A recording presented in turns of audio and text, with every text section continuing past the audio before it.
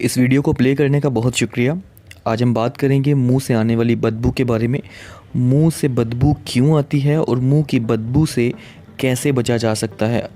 दोस्तों, ये एक इंतहाई शर्मिंदगी वाला मर्ज़ है और इस शर्मिंदगी को उन लोगों से बेहतर कोई नहीं जानता जिनके मुंह से स्मेल आती है, क्योंकि इस मुंह की स्मेल की वजह से लोग कॉन्फिडेंस के साथ किसी दूसरे से बात कर नहीं सकते।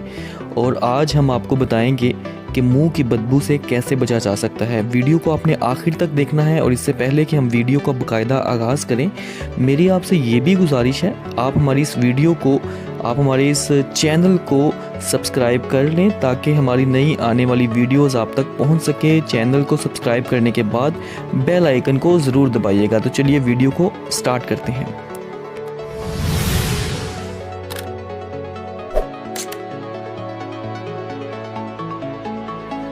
दोस्तों, हम अपने दांतों को तो रोज़ाना साफ़ करते हैं। शायद बहुत सारे लोग दांतों को 2 दफ़ा साफ़ करते हों, एक बार रात को ब्रश करते हों, एक बार दिन को ब्रश करते हों, लेकिन अपनी ज़ुबान पे जमी मैल को भी हम नज़रअंदाज करते हैं।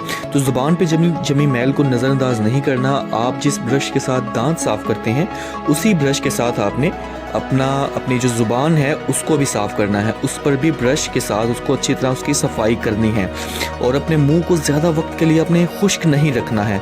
टूथब्रश जो होगा उसको भी आपने तब्दील करते रहना है हर 2-2.5 माह के बाद। और जिस बंदे को ब्लड प्रेशर का इशू ना हो, ब्लड प्रेशर का मसला ना हो, वो दिन में 3 बार नमक मिला नीम गर्म पानी इस्तेमाल करे, उसकी कुल्लियाँ करे। इसके अलावा 1 टीस्पून बेकिंग सोडा नीम गर्म पानी में डालकर भी कुल्ली करें रोज़ाना। इससे भी आपकी जो मुंह की स्मेल है वो ख़त्म हो जाएगी। या फिर आप कोई ऐसे टूथपेस्ट का इस्तेमाल करें जिसमें ज़्यादा से ज़्यादा बेकिंग सोडा मिला हो।